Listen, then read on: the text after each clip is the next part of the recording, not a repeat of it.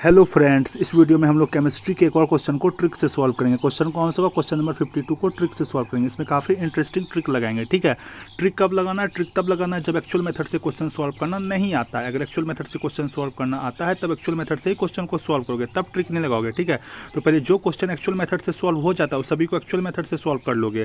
फिर जो क्वेश्चन बच जाता है, मतलब जो क्वेश्चन हमसे सॉल्व नहीं हो पा रहा है या फिर जो क्वेश्चन सॉल्व करना नहीं आता है, उस सभी क्वेश्चन को छोड़कर नहीं आओगे, उस सभी क्वेश्चन को ट्रिक लगाकर सॉल्व करोगे, ताकि जो हम लोग का ओवरऑल मार्क्स है वो इंक्रीज हो सके, हम लोग का ओवरऑल मार्क्स एग्जाम में बूस्ट हो सके। ठीक है, तो इस क्वेश्चन में काफ़ी इंटरेस्टिंग ट्रिक लगाएंगे।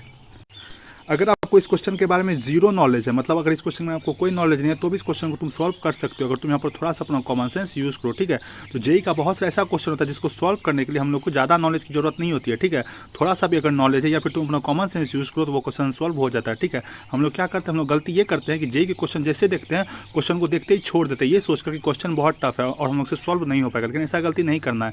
भले ही आपको कोई नॉलेज ना हो तो भी क्या करना है, क्वेश्चन को एक बार रीड करके जरूर देखना है। ठीक है, फिर उसमें ट्रिक लगाने का ट्राई करेंगे उसमें। ठीक है, जैसे कि इस क्वेश्चन में मैं आपको ट्रिक लगाकर दिखाता हूँ। ठीक है, तो सबसे पहले हमको ये पता है कि जेई में जो है, जेई मेंस में टोटल 75 क्वेश्चन हम लोग को अटेम्प्ट करना रहता है। ठीक है, 75 क्वेश्चन अटेम्प्ट करना रहता है। 75 क्वेश्चन में से 60 क्वेश्चन जो होता है अपना एमसीक्यू टाइप होता है, 60 क्वेश्चन एमसीक्यू टाइप होता है। तो मैं मान के चलता हूँ कि 60 एमसीक्यू में से आपसे 20 एमसीक्यू क्या हो गया, सॉल्व हो गया एक्चुअल मेथड से। ठीक है, 20 एमसीक्यू एक्चुअल मेथड से सॉल्व हो गया। तो 20 सॉल्व होने का आपको कितना मार्क्स मिलेगा? 20 सॉल्व होने के लिए आपको 80 मार्क्स मिलने वाले हैं, क्योंकि हर क्वेश्चन 4 मार्क्स का होता है। लेकिन 80 मार्क्स में से ना ही आपका कट ऑफ क्लियर होगा, ना ही आपका अच्छा परसेंटाइल आएगा। तो 80 मार्क्स लाने का भी कोई बेनिफिट नहीं होगा। क्यों आपको 80 मार्क्स सिर्फ आया?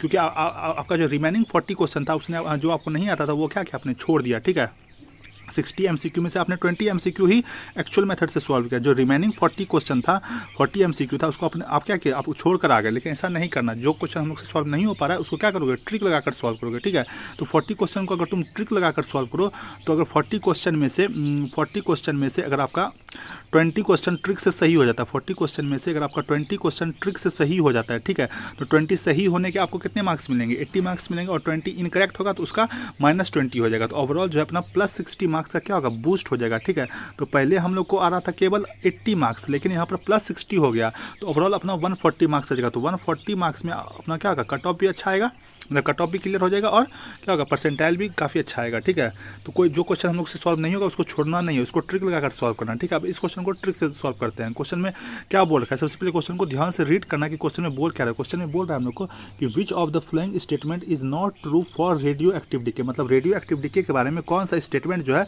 वो ट्रू नहीं है, मतलब करेक्ट नहीं है। तो यहाँ टोटल 4 स्टेटमेंट हम लोग को दे रखा है। ये स्टेटमेंट 1, ये स्टेटमेंट 2, ये स्टेटमेंट 3 और ये स्टेटमेंट 4। इस 4 स्टेटमेंट में से कौन सा स्टेटमेंट करेक्ट नहीं है रेडियो एक्टिव डीके के बारे में? तो अगर हम लोग को ये नहीं पता है कि रेडियो एक्टिव डीके क्या होता है तो भी क्वेश्चन को तुम सॉल्व कर सकते हो, अगर यहाँ पर तुम थोड़ा सा अपना कॉमन सेंस यूज करो। तो अगर तुम चारों स्टेटमेंट को यहाँ पर ध्यान से रीड करोगे तो जो अपना स्टेटमेंट यहाँ पर सेकंड दे रखा है, स्टेटमेंट नंबर 2 जो है वो क्या दे रखा है, decay constant does not depend upon temperature. Decay constant जो है अपना टेम्परेचर पर डिपेंड नहीं करता है। ठीक है, और यहाँ पर स्टेटमेंट 3 क्या दे रखा है, स्टेटमेंट 3 दे रखा है कि decay constant increases with increase in temperature. ठीक है, मतलब डीके कांस्टेंट जो है वो इंक्रीज होता है टेम्परेचर के इंक्रीज होने के साथ। ठीक है, लेकिन यहाँ पर अगर तुम सोचो तो डीके कांस्टेंट में वर्ड कांस्टेंट आ रहा है, डीके कांस्टेंट में क्या आ रहा है, डीके कांस्टेंट में यहाँ पर अपना वर्ड कांस्टेंट आ रहा है। जब ये डीके कांस्टेंट में वर्ड कांस्टेंट रहा है, अगर ये कांस्टेंट है तो फिर इसका ये इंक्रीज या फिर डिक्रीज कैसे हो सकता है? डीके कांस्टेंट में अगर वर्ड कांस्टेंट है, ना ही ये इंक्रीज हो सकता है ना ही डिक्रीज हो सकता है, तभी तो इसका नाम कांस्टेंट पड़ा, डीके कांस्टेंट। ठीक है, इसमें वर्ड कांस्टेंट क्यों यूज हुआ, इसमें कांस्टेंट वर्ड इसलिए यूज हुआ ताकि ये ना इंक्रीज होगा ना ही डिक्रीज होगा। लेकिन स्टेटमेंट 3 में क्या बोल रखा है कि टेम्परेचर के इंक्रीज होने के साथ डीके कांस्टेंट भी इंक्रीज होता है, जो कि पॉसिबल ही नहीं है। क्यों? क्योंकि इसमें वर्ड जो है कांस्टेंट यूज किया गया। कांस्टेंट मतलब ही होता है कांस्टेंट रहना। ठीक है, उस बेसिस पर क्या हो गया, ऑप्शन 3 जो है वो इनकरेक्ट होने का चांसेस बहुत ज़्यादा है। तो क्या करेंगे, ऑप्शन नंबर 3 को ही यहाँ पर क्या करते हैं, गेस कर कराएंगे। ठीक है, यहाँ पर क्या करेंगे, ऑप्शन नंबर 3 को ही क्या करोगे, ऑप्शन नंबर 3 को ही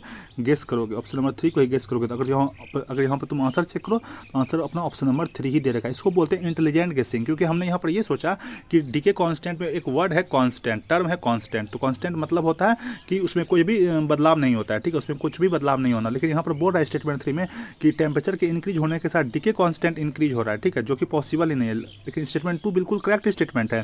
स्टेटमेंट 2 में बोल रहा है कि decay constant does not depend upon temperature. Constant है, ये कैसे टेम्परेचर पर डिपेंड करेगा, ये तो किसी भी फैक्टर पर डिपेंड नहीं करने वाला है, ठीक है। तो यहाँ पर स्टेटमेंट 2 करेक्ट है, स्टेटमेंट 3 इनकरेक्ट है। और हम लोग से पूछा है क्वेश्चन में कि कौन सा इनकरेक्ट स्टेटमेंट है, तो ऑप्शन नंबर 3 ही जो है वो इनकरेक्ट स्टेटमेंट है। तो यहाँ आंसर ऑप्शन नंबर 3 ही दे रखा है, ठीक है। इसको बोलते हैं इंटेलिजेंट गेसिंग। इस तरीके से क्वेश्चन को तुम सॉल्व कर सकते हो। अगर तुम 4 क्वेश्चन में से ब्लाइंड गेस करके आते तो बहुत कम चांसेस होता है अपना आंसर करेक्ट होने का। पर यहाँ पे क्या किया हमने, पहले कुछ ऑप्शन को एलिमिनेट किया, फिर यहाँ पर गेस किया, ठीक है। यहाँ पर अपन ने कॉमन सेंस यूज करके क्वेश्चन को सॉल्व किया, ठीक है। इस तरीके से क्वेश्चन को तुम अटेम्प्ट कर सकते हो। अगर आपको वीडियो पसंद आया तो प्लीज़ वीडियो को लाइक कीजिए, चैनल को सब्सक्राइब कीजिए। Thank you.